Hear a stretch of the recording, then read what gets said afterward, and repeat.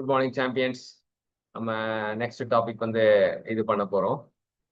Next topic என்ன அப்படின்னு பார்த்தீங்கன்னா, ஏற்கனவே வந்து பால்ஸ் எக்ஸ்க்ளூஷன் பிரின்சிபிள் தான் நம்ம பார்த்தோம். இப்போ என்ன பார்க்க போறோம் அப்படின்னா,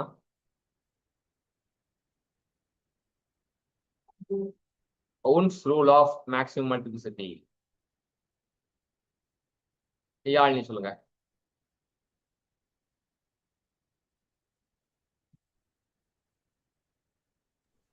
Hund's rule of maximum multiplicity. This rule provides a basis for filling up the degenerate orbitals at the same subshell. So subshell வந்து சேம் சப்செல்லாக இருக்கும்போது filling up of degenerate orbitals. Degenerate ஆர்பிட்டல்ஸ்னா என்ன சொன்னோம்? Degenerate orbitals na same size or energy இருக்கும் ஆனா spatial orientation different இருக்கும். Super, very good. அடுத்தது செகண்ட் பாயிண்ட் என்ன சொல்றாங்க? According to this rule, the electron filling will not take place in the orbitals of same energy until all the available orbitals of a given subshell contain one electron each with a parallel spin. என்ன சொல்றாங்க அப்படின்னு பாத்தீங்கன்னா, இந்த rule படி electron filling will not take place in orbital of same energy. So same energy இருந்தா electron filling நடக்காது. எது வரைக்கும்? until all the available orbitals of the given cell contain one electron each with parallel spins.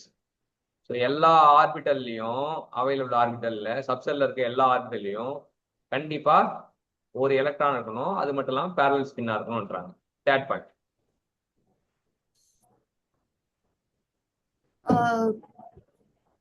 This implies that electron pairing begins with 4th, 6th, and 8th electron in PDF orbitals of the same subshell respectively. Okay, so this implies that electron pairing, so 4th, 6th, 8th electron தான் இது நடக்கும்ன்றாங்க in PDF orbital of the same subshell respectivelyன்றாங்க. So அடுத்து fourth point. The reason behind this rule is related to the repulsion between identical charge electrons present in the same orbital. So இதுக்கு காரணம் என்ன அப்படின்னு பார்த்தீங்கன்னா, இதுக்கு காரணம் என்ன அப்படின்னா repulsion. So identical charge electron வந்து ஒரு ஆர்பிட்டில் இருக்குன்னா அதில் ஏற்படுற ரிப்பல்ஷன் தான் இப்போ இது வரைக்கும் நம்ம டிஸ்கஸ் பண்ணக்கான ரீசனாக சொல்லப்படுது. ஸோ அன்ஸ் ரூல் அப்படின்னாலே வந்து அன்ஸ் ரூல் ஆஃப் மேக்ஸிமம் மல்டிபிலிட்டி வந்து எதனால வந்து இது வந்து கவனிக்கப்படுது அப்படின்னா இந்த ரிப்பல்ஷன்னால தான் கவனிக்கப்படுது. ஸோ நம்மளோட நோக்கம் என்னவா இருக்கு? they can minimize the repulsive force between themselves by occupying different orbitals. அப்ப ரிப்பல்சிவ் இருக்கனால அப்ப தன்னைத்தானே சரிப்படுத்திக்க ஆசைப்படுது. அதனால என்ன பண்ணுது? Minimise the repulsive force between themselves by occupying different orbitals. So different ஆர்பிட்டலோட ஆக்குபை பண்றதுனால அது வந்து ரிப்பல்சிவ் ஃபோர்ஸை கம்மி பண்ணுதுன்னு சொல்லலாம். அடுத்து they can minimize the repulsive force between themselves by occupying different orbitals. Next point. Moreover, according to this principle, the electron entering the different orbitals of the subshell have parallel spins.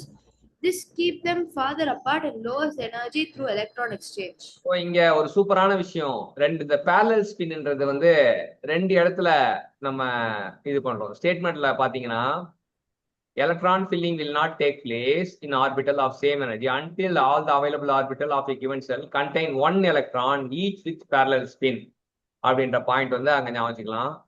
அன்ஸ் ரூல்ல வந்து நீங்க ஞாபகம் வச்சுக்க வேண்டியது key டேர்ம்ஸா வந்து இந்த parallel spin வந்து ஒரு முக்கியமான வார்த்தை. ரெண்டாவது ரிப்பல்ஷன்றது இன்னொரு முக்கியமான வார்த்தை. அது ஆக்குபை பண்ணும்போது it lower the energy through the electron exchange அப்படின்னு தெரிஞ்சுக்கலாம். ஏன்னா வந்து எனர்ஜி வந்து ஏன் லோயர் பண்ணுதுன்னா அப்பதான் ஃபீல் பண்ணும். The term maximum multiplicity means the total spin of unpaired is maximum in the case of correct spilling of orbital as per this rule. So இந்த ரூலை ஃபாலோ பண்ணி நம்ம ஃபில் பண்ணோம் அப்படின்னா நமக்கு the total spin of unpaired is maximum கிடைக்குது.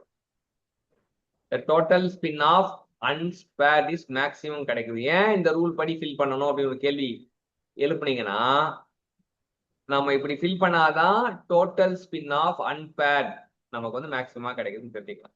So அன்ஸ்க்ரூல பத்தி ஒரு ஷார்ட்டா ஒரு முன்னோட்டம் பார்க்கலாம். ஸோ இது வந்து எதுக்காக உருவாக்கப்பட்டதுன்னா ஃபர்ஸ்ட் அன்ஸ்க்ரூல் வந்தது ஃபர்ஸ்ட் நம்ம ஞாபகம் டீஜெனரேட் ஆர்பிட்டல். அது same energy same size different orientation அப்படின்றது நம்ம தெரிஞ்சுக்கலாம். ஸோ இதுல வந்து இந்த ஸ்டேட்மெண்ட் என்ன சொல்லுன்னா electron filling will not take place. So நம்ம நோக்கமே அன்ஸோட நோக்கமே வந்து என்னன்னா எலக்ட்ரான் ஃபில் பண்றது தான். ஆனா வந்து அவர் சொல்றாரு electron filling will not take place in orbital of same energy until all available orbital of a given subshell contain one electron. எல்லா சப்செல்லையும் contain one electron each with parallel spin அப்படின்றது தெரிஞ்சுக்கலாம். இதுக்கு காரணம் வந்து ரிப்பல்ஷன் தான் காரணம் அப்படின்றாங்க. அதனால ரிப்பல்சிவ் ஃபோர்ஸ் வந்து தன்னைத்தானே மினிமைஸ் பண்ண ஆசைப்படுது. எப்படின்னா பை ஆக்குபையிங் டிஃப்ரெண்ட் ஆர்பிட்டல் அப்படின்றது சொல்றாங்க. அது மட்டும் இல்லாம electron entering the different orbital of subshell of parallel ஸ்பின்ங்கிற ஒரு கண்டிஷனை கொண்டு வராங்க. இப்படி இது ஏன் பண்ணணும் அப்படின்னா அப்படி பண்ணும்போது this keep them further apart, கொஞ்சம் தூரமா தள்ளி போறதுக்கு வாய்ப்பு வழங்கும். அது இல்லாம lower the energy through the electron exchange அப்படின்னு சொல்றாங்க. இப்ப இந்த மாதிரி ஏன் வந்து இந்த ஒன்ஸ் ரூல்ல மேக்ஸிமம் மல்டிபிளிசிட்டின்னு ஒரு வார்த்தை எக்ஸ்ட்ரா வருது அப்படின்னு பாத்தீங்கன்னா அந்த தருணத்தை தான் total spin of unpaired is மேக்ஸிமமா கிடைக்கும். இல்ல நான் வேற மாதிரி இந்த ரூலை ஃபாலோ பண்ணாம நான் வேற மாதிரி ஃபில் பண்றேன் அப்படின்னா நமக்கு டோட்டல் ஸ்பின் வந்து ஆஃப் அன்பேர்ட் வந்து மேக்ஸிமமா இருக்காது.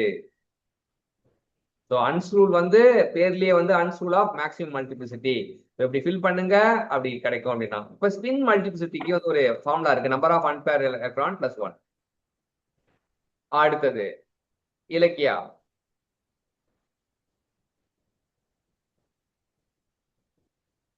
Next topic Ilakkiya. Uncle. Extra stability of half-filled and completely filled orbitals. நம்ம Half-filled and ஆர்பிட்டால் இருக்கு. ஆர்பிட்டால் வந்து கொஞ்சம் ஆர்பிட்டால் ஆஃப் ஃபில்டா இருக்கு, கொஞ்சம் ஆர்பிட்டால் கம்ப்ளீட்லி ஃபில்டா இருக்கு. ஸோ இவங்க ரெண்டு பேரும் வந்து அதுக்கும் மேல இப்ப ஸ்டேபிளே வந்து நிலையா இருக்கிறது. எக்ஸ்ட்ரா டேபிள்னா அதுக்கும் மேல இவங்க ரெண்டு பேரும் எக்ஸ்ட்ரா ஸ்டேபிளா இருக்கிறதுக்கான காரணங்கள் என்னென்ன? நம்ம பேசுற விஷயம் வந்து half filled orbital completely filled orbital ரெண்டு பேரும் வந்து எப்படி இருக்காங்க?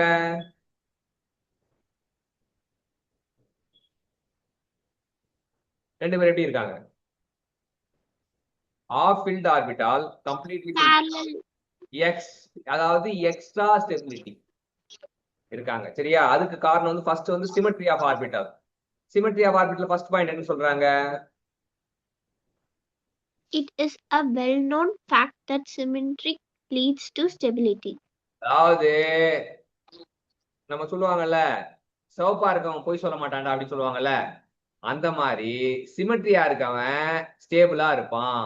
சிமெட்ரியா இருக்கவன் ஸ்டேபிளா இருப்பான். ரெண்டாவது point. Thus, if the shift of an electron from one orbital to another orbital differing slightly in a energy results in the symmetrical electronic configuration, it becomes more stable. அவ்வளவுதான். ரெண்டாவது காரணம் வந்து ஷிஃப்ட் ஆஃப் எலக்ட்ரான். ஒரு orbital இருந்து இன்னொரு orbital போகும்போது நம்ம differing slightly சொல்றாங்க. ஸ்லைட்லி இன் எனர்ஜி. எனர்ஜி வந்து ஒரு ஆர்பிட்டல் இருந்து இன்னொரு ஆர்பிட்டலுக்கு எலக்ட்ரான் ஷிஃப்ட் ஆகும்போது ஸ்லைட் டிஃபரன்ஸ் இன் எனர்ஜி வருது. சிமெட்ரிக் எலக்ட்ரானிக் கான்ஃபிகரேஷனா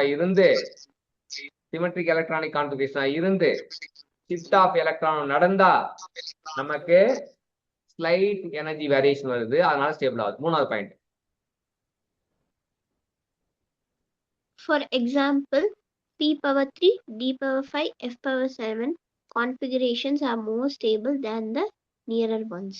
ஏன் இவன்லாம் p பவர் 3னா 6 தான் கம்ப்ளீட்லி ஃபில்டு, 6ல 3 வந்து ஆஃப் ஃபில்டு, டிக்கு வந்து 10 தான் கம்ப்ளீட்லி ஃபில்டு, 10ல 5 வந்து ஆஃப் ஃபில்டு, எஃப்க்கு 14 கம்ப்ளீட்லி ஃபில்டு, 7 வந்து ஆஃப் ஃபில்டு. ஸோ வந்து இவங்க ஆஃப் ஃபில்டா இருக்கனால ஸ்டேபிளா இருக்காங்க, பக்கத்துல இருக்கவங்களோட அவங்க ஸ்டேபிளா இருக்காங்க அப்படின்றாங்க. ஸோ ஃபர்ஸ்ட் பாயிண்ட் வந்து சிமெட்ரி ஆஃப் ஆர்பிட்ல பத்தி 3 விஷயம் சொல்லியிருக்காங்க. அடுத்தது எக்ஸ்சேஞ்ச் எனர்ஜி. எக்ஸ்சேஞ்ச் எனர்ஜி வந்து யாழ்னி சொல்லுங்க. Exchange energy. The electron in various subshells can exchange their position since electrons in the same subshell have equal energies. So same சப்செல்ல இருக்க electron வந்து ஈக்குவல் எனர்ஜியா இருக்கனால அவன் வந்து அவங்க எக்ஸ்சேஞ்ச் பண்ணிக்க ஆசைப்படுறாங்க. ஸோ நான் எப்பவுமே வந்து ஈக்குவல் எனர்ஜியா இருக்காங்க அப்படின்னா அவங்க எக்ஸ்சேஞ்ச் பண்ணிக்க ஆசைப்படுறாங்க. அதான் first point. Electron the various subshell can exchange their position since electron the same subshell அது equal energy. Second point. The energy is released during the exchange process within the same subshell. So வந்து அவங்க இடத்த மாத்திக்க ஆசைப்படும் போது energy release அப்படின்னு ஒரு நிகழ்வு நடக்குது. Energy release during the exchange process இந்த சேம் சப்செல். ஸோ சேம் சப்செல்ல இருக்கானா 2 பேர் இருக்கானா அவங்களுக்குள்ள எனர்ஜி எக்ஸ்சேஞ்ச் நடக்குது, எனர்ஜி ரிலீஸ் ஆகுது. அடுத்தது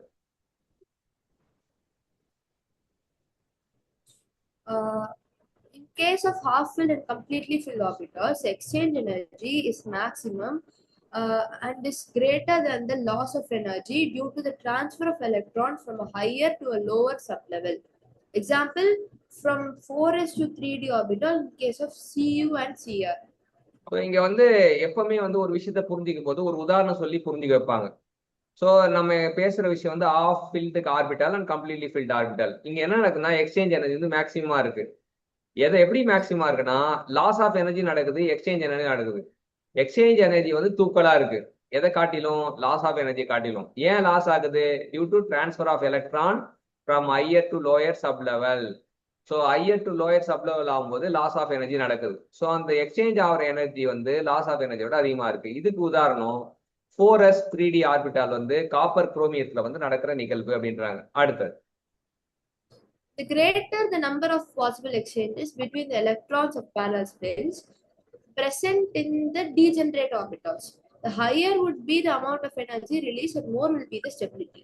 ஸோ மூணுத்தையும் ஒருங்கிணைக்கிறாங்க. அதாவது என்னன்னா நம்பர் ஆஃப் பாசிபிள் எக்ஸ்சேஞ்ச் ஆகுது அதிகமாகும் போது அமௌண்ட் ஆஃப் எனர்ஜி அதிகமாகுது, ஸ்டேபிலிட்டி அதிகமாகுது. சரியா? எக்ஸ்சேஞ்ச் அதிகமாகும் போது எனர்ஜி அதிகமாகுது, ஸ்டெபிலிட்டி அதிகமாகுது.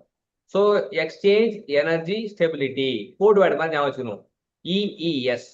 ஒரு விஷயம் ஞாபகம் வச்சுக்கும் போது இப்போ இப்பதான் படிக்கும்போது ஞாபகம் இருக்கும். இப்போ எக்ஸ்சேஞ்சை பத்தி ஞாபகம் இஇஎஸ். இஇஸ்னா எக்ஸ்சேஞ்ச் அதிகமாக நடக்குது, எனர்ஜி அதிகமாக ரிலீஸ் ஆகுது, ஸ்டெபிலிட்டி அதிகமாகுது. ஸோ எக்ஸ்சேஞ்ச் யாருக்கும் நடுவில் நடக்குதுன்னா electrons of the parallel spins. சரி, அடுத்த point. Let us count the number of exchange that are possible in the given configuration among electrons with parallel spins. So வந்து இங்க வந்து ஒரு ஏதோ உதாரணம் சொல்லியிருக்காங்க பேரலல் ஸ்பின்னுக்கு. உதாரணம் பேரலல் ஸ்பின் எல்லாமே ஒரே திசையில் தான் இருக்கு. So number of possible exchange எப்படி நடக்குது அப்படின்னு பாக்குறாங்க. ஸோ ஃபர்ஸ்ட் இந்த 1வது ஆள் வந்து 2வதுக்கு போகலாம், இவன் இங்க போகலாம், இவங்க போகலாம். ஸோ வந்து இதுல 3 பாசிபிள் வே இருக்குன்றாங்க. இதுல பாத்தீங்கன்னா 1 விட்டுட்டு 1க்கு பாசிபிலிட்டி 3, 2வதுக்கு பாசிபிலிட்டி 2, 3வதுக்கு பாசிபிலிட்டி 1. சரியா? ஸோ 1க்கு பாசிபிலிட்டி 1 வந்து 3 பேர்கிட்ட போகலாம், 2வதுக்கு வந்து 2 பேர்கிட்ட போகலாம், 3வதுக்கு ஒருத்தன் தான் போகலாம். அப்போ வந்து என்ன ஆகும் அப்படின்னா இங்க 3, அங்க 2, இங்க 1, 3 கூட்டல் 2 கூட்டல் 1 வந்து 6 வருது. சரியா? ஸோ 4 பேர் மட்டும் இருக்கும்போது இங்க 5 பேர் இருக்கும்போது ஃபர்ஸ்டுக்கு வந்து 4, 2வதுக்கு வந்து 3, 3வதுக்கு வந்து 2, 4வதுக்கு 1. ஸோ இந்த மாதிரி இருக்கும்போது இவனும் ஃபில்டா இருந்தானா இவன் வந்து இவன் வந்து 1 ஃபில் ஆகாம இருக்கான். சரியா? 1 ஃபில் ஆகாம இருக்கும்போது 6, எல்லாமே ஃபில் ஆயிருந்தானா 10. புரியுதுங்களா? புரிஞ்ச மாதிரி இருக்கா இல்ல லைட்டாவா? புரியுதோ?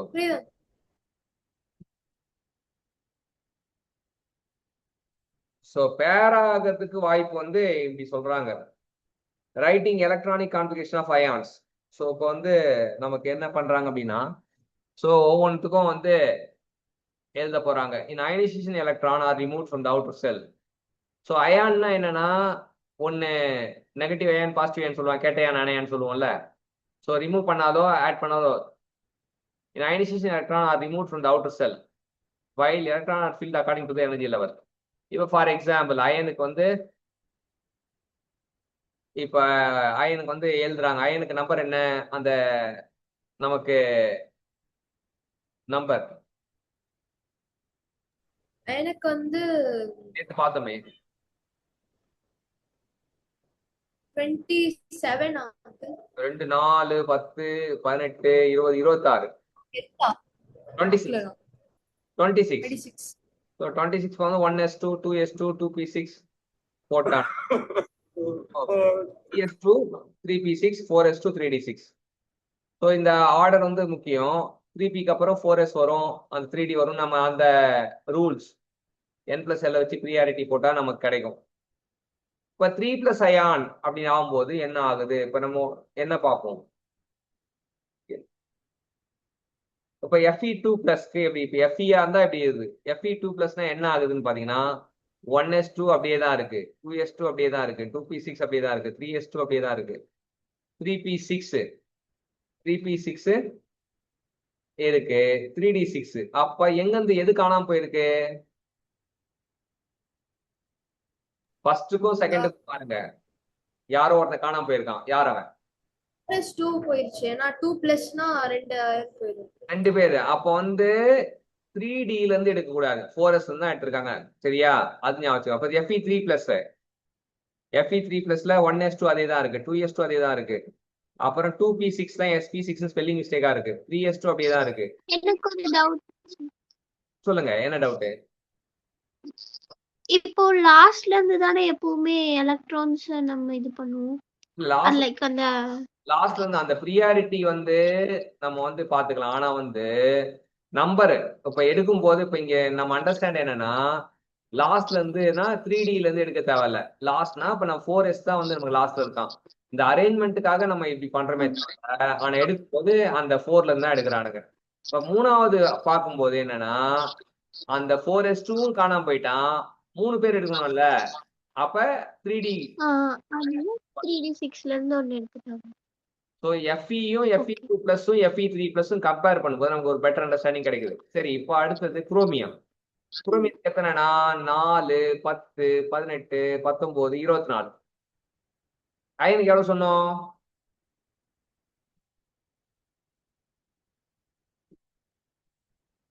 அயனுக்கு என்ன சொன்னோம்?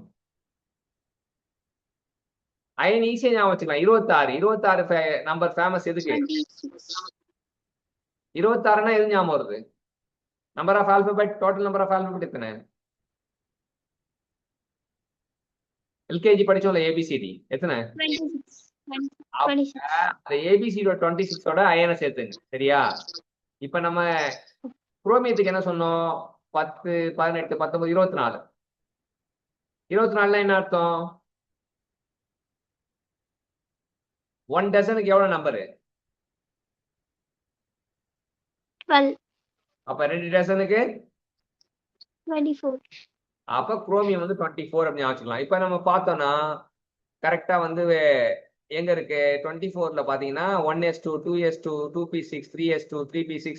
ஆனா இங்க பாருங்க 24னா 4s1 வரும். சரிங்களா? 4s1 3d5. ஓகே, புரியுதா யாழ் இன்னைக்கு?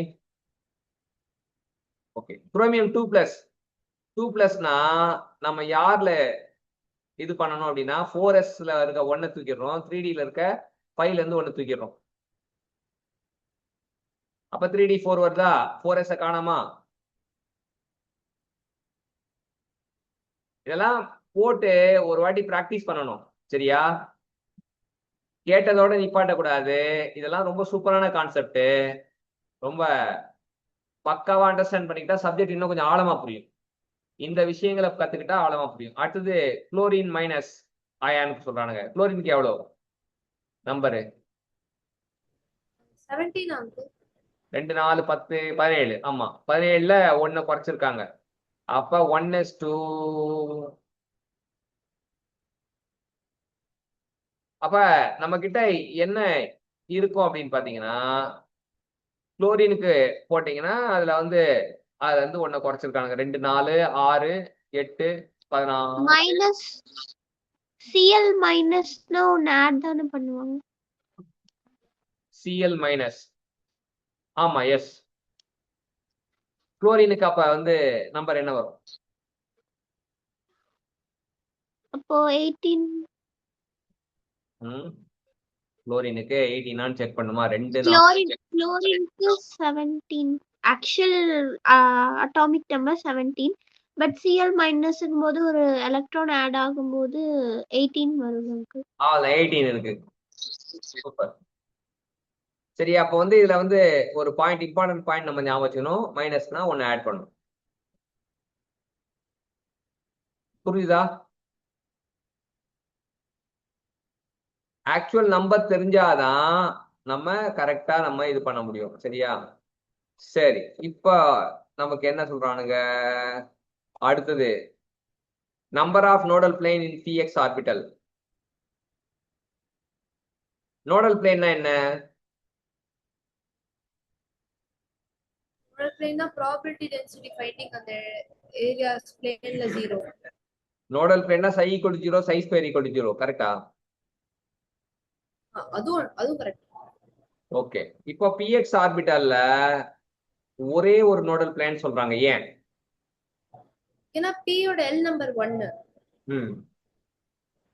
அப்போ அதோட நோட கண்டுபிடிக்கிறதுக்கு தெரியல சார், மறந்துட்டேன். ஸோ வந்து px number of nodal plane in px orbital, nodal பிளேனை பத்தி பார்க்கணும். சரி, லெட் இட் பி, அதை வச்சிருங்க. Hold on. அடுத்த கேள்விக்கு போவோம். How many elements would be in the second period of the periodic table? How many elements would be in the second period of the periodic table if the spin quantum number would have the -1 0? Spin quantum number 3 கொடுத்துருக்கானுங்க. Spin quantum number வந்து -1 0 +1 1/2 சொல்றாங்க. So எத்தனை வந்து இருக்கும் அப்படின்றாங்க. Second பீரியடுக்கு வந்து பாத்தீங்கன்னா, செகண்ட் பீரியட்னா n equal to 2. So second பீரியட்னா வந்து we have to consider n equal to 2. So எல்லோட வேல்யூ வந்து அசிமுதல் குவாண்டம் நம்பர் 0 சொல்றான். m 0 இருக்கும்போது இது பிளஸ் ஆஃப் 0 மைனஸ் ஆஃப் சொல்றானுங்க. அதே போல இவன் 1 -1 இருக்கும்போது பிளஸ் ஆஃப் 0 மைனஸ் ஆஃப் சொல்றானுங்க. 0 இருக்கும்போது அதே சேம் செட் ஆஃப் வேல்யூ வருது. +1 இருக்கும்போது same set of value. Total number of electron வந்து 12ன்றானுங்க. ஸோ எப்படின்னா இது போடும்போது செகண்ட் பீரியட்ல வந்து l ஈக்குவல் டு 0 ஒரு ஆப்ஷன் இருக்கு, n equal to 0. Total value of spin quantum number 12 அப்படின்றானுங்க. ஸோ இது 3 இருந்தா, இந்த 3 இருந்தா 3 வந்து 4 வகையா பிரியுது அப்படின்றானுங்க. 0 0க்கு ஒரு செட்டு, 1 -1க்கு ஒரு செட்டு அப்படின்றானுங்க. இதுவும் வந்து நான் பார்த்துட்டு உங்களுக்கு கிளாரிஃபை பண்றேன்.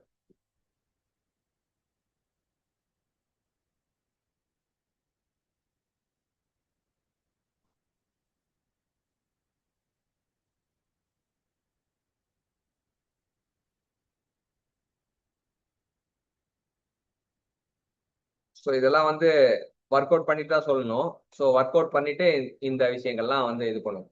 ஸோ இப்போ நீங்க கொடுத்த பிடிஎஃப்ல ஒரு பிடிஎஃப் வந்து ஓரளவுக்கு நம்ம இது பண்ண மாதிரி பார்த்துக்கிறோம். அங்கிள் எத்தனாவது பிடிஎஃப்? இதான் ஃபர்ஸ்ட், நம்பர் 1. ஆக்சுவலாக நான் Okay. சேவ் பண்ணியிருக்கேன், ஸ்க்ராண்டிஞ்சர் வேவ் ஈக்குவேஷனு. ஸோ அதை வந்து நீங்க ஃபுல்லா பார்த்துட்டு அதுல டவுட் இருந்தா இது பண்ணலாம். இப்போ இதுல என்னென்னலாம் வந்து நம்ம இது பண்ணியிருக்கோம்னா, என்னென்னலாம் மேஜரா ஃபோக்கஸ் பண்ணியிருக்கோம்னா, types of quantum number focus பண்ணியிருக்கோம். அது எல்லாமே கிறிஸ்டல் கிளியரா ஒரு பாயிண்ட்டும் உள்ள இறங்குற மாதிரி பார்த்துக்கணும். ரெண்டாவது, ஸ்க்ராண்டிஞ்சர் வேவ் ஈக்குவேஷன்ல வந்து நல்லாவே டிஸ்கஸ் பண்ணியிருக்கோம். அது 2 டைம்ஸ் மைண்ட் மேப்ல ஒரு வாட்டி டிஸ்கஸ் பண்ணியிருக்கோம், இது பண்ணியிருக்கோம்.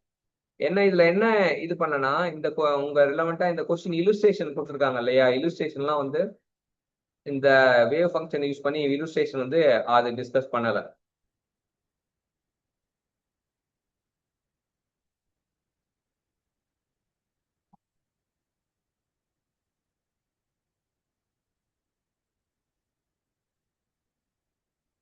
இந்த கிராஃப் வரைக்கும் வந்து ஒரு கம்ப்ளீட் டிஸ்கஷன் வந்து நம்ம இது பண்ணியிருக்கோம். சரியா? ஸோ இது எல்லாமே வந்து ஒரு வாட்டி பார்த்துட்டு திரும்ப ரீகால் பண்ணிட்டு டவுட் இருந்தா கேட்கலாம். சரியா? இதுல ரிமைனிங் டாபிக் வந்து எப்படி இது பண்றதுன்றதும் பார்த்துக்கலாம். ஓகே, அவ்வளவுதான் இன்னைக்கு கண்டென்ட். ஃபுல்லா பார்த்துருங்க, ரிவைஸ் பண்றேங்க. நாளைக்கு பிசிக்ஸ் பார்க்கலாம். என்ன டாபிக் சொன்னீங்க? பிசிக்ஸ்ல என்ன டாபிக் கேட்டீங்க? ஏதோ topic error analysis. Error analysis நீங்க கேட்டீங்க. டாபிக் அப்புறம் dimensional formulas. டைமென்ஷன் ஃபார்முலா ஈஸியா தான் இருக்கும். ஸோ அதுக்கான பிடிஎஃப் ஸ்கேன் பண்ணி வச்சுக்கோங்க. உங்களுக்கு என்ன டாபிக் யாழ்னி? சார் நாளைக்கு அட்டாமிக் ஸ்ட்ரக்சரா இல்ல பிசிக்ஸே பண்ணிடுவோம் சார். பிசிக்ஸ் பண்ணிடுவோம். ஏன்னா வந்து இந்த அட்டாமிக் ஸ்ட்ரக்சர் வந்து டெஸ்ட் முடிஞ்சது இல்லையா, அதனால வந்து அட்டாமிக் ஸ்ட்ரக்சர் வந்து இது பண்ணிட்டு இது கொஞ்சம் கரெக்டா வந்து ஸ்டெப் பை ஸ்டெப்பா தான் உள்ள கொண்டு போனோம். ஆனா வந்து அது உள்ள கொண்டு போனோன்றதுல வந்து நீங்க ரொம்ப ஆர்வமா இருக்கணும். அப்பதான் வந்து கரெக்டா இது பண்ண முடியும். எது கேட்டாலும் ஃபிங்கர் டிப்ஸ்ல வரணும். ஏதாவது புரியலன்னா இது புரியலன்னு எனக்கு பிளைண்டா சொன்னாதான் ஓகே இது எப்படி சொல்லலாம், எப்படி ப்ரெசென்டிங் த டேட்டா அப்படின்றத நான் யோசிப்பேன். சரியா? சொல்லலைன்னா எனக்கு ஓகே நான் கேள்வி கேட்கும்போது தெரியும் எனக்கு இது புரியுது இது புரியலன்றது தெரியும். ஆனா இது புரியலன்றது வந்து அது கரெக்டா எனக்கு இதான் புரியல அப்படின்னு எனக்கு தெரிஞ்சதுன்னா ஓகே அது இன்னும் கொஞ்சம் பெட்டரா வரலாம். அதே போல ஐஐடி ஜேஇ கொஸ்டின்லாம் சால்வ் பண்ணும்போது நமக்கு இன்னும் கொஞ்சம் கிறிஸ்டல் கிளியரா தெரியும். நமக்கு எவ்வளவு லெவல் ஆஃப் அண்டர்ஸ்டாண்டிங் இருக்கோ அதுக்கேற்ற மாதிரி நம்ம ஸ்பீடு அதிகமாகும். எங்க ஸ்கூல்ல தர பேப்பர் எல்லாமே வந்து கொஸ்டின் எல்லாம் ஐஐடி ஜே எக்ஸாமோட ரொம்ப டஃபா போகுது எல்லா கொஸ்டினும். ஆமா, இல்ல நமக்கு என்னன்னா ஐஐடி ஜேஇக்கு சிமுலேட் பண்ணா போதும். அவங்க என்னன்னா ஒரு ஸ்டெப் அகேடா போகும்போது ஈஸியா அந்த கீழே இருக்கிறது ஈஸியா பண்ணிடுவீங்கன்னு நம்புறாங்க. சரியா? ஸோ நம்ம என்னென்ன கேட்குறாங்க ஸ்கூல் கொஸ்டின் சால்வ் பண்ணிட்டு உங்களுக்கு என்னன்னா ஸ்கூல்ல வந்து ஃபுல்லா கண்டினியூஸ் என்கேஜ்மெண்ட் இருக்கனால ஸ்கூல்ல கொடுக்குற எல்லா வேலையும் முடிச்சிட்டீங்கன்னா டயர்ட் ஆகாம முடிச்சிட்டீங்கன்னா சக்சஸ். ஸ்கூல்ல கொடுக்குற வேலைய டயர்ட் ஆகாம முடிக்கணும், அதுதான் கேம். இப்போ எங்களுக்கு கைனமேட்டிக்ஸ் முடிச்சுட்டு நியூட்டன்ஸ் லாஸ் ஆஃப் மோஷன் போயிட்டாங்க. ஸோ வந்து நியூட்டன்ஸ் லாஸ் ஆஃப் மோஷன்ல ஆல்மோஸ்ட் முடிச்சிட்டாங்க. இன்னும் கொஞ்சம் தான் இருக்கு முடிக்க. ஓகே ஓகே சரி பார்த்துக்கலாம், நம்ம என்ன பண்றதுன்னு பார்க்கலாம். நாளைக்கு கைனமேட்டிக்ஸ் பண்ணலாம் அங்கிள். சரி, நாளைக்கு வந்து ஆக்சுவலா அவங்களுக்கு error theory, dimension formula, kinematics 3 தான் ஃபோக்கஸ். ஸோ ஃபர்ஸ்ட் நம்ம இது பண்ணணும். என்ன டைம், எத்தனை மணிக்கு வேக்கப் ஆவீங்க? 4க்கு எழுந்துருவீங்களா? ஓகே, அப்ப ஏர்லியரா பிளான் பண்ணுவோம். எனக்கு 7:30க்கு ஸ்கூலா நாளைக்கு? நாளைக்கு இல்ல யோசிச்சுட்டே இருக்கேன். இல்ல அப்ப நாளைக்கு காலையில ஏர்லி மார்னிங்கே வந்து ஏதாச்சும் ஒண்ணு இது பண்ண முடியும். ஒரு 6:30 7:30 அந்த மாதிரி பிளான் பண்ணிக்கலாம். அதுக்கு முன்னாடி பிடிஎஃப் எனக்கு அனுப்பிச்சு விட்டுருணும். இலக்கியா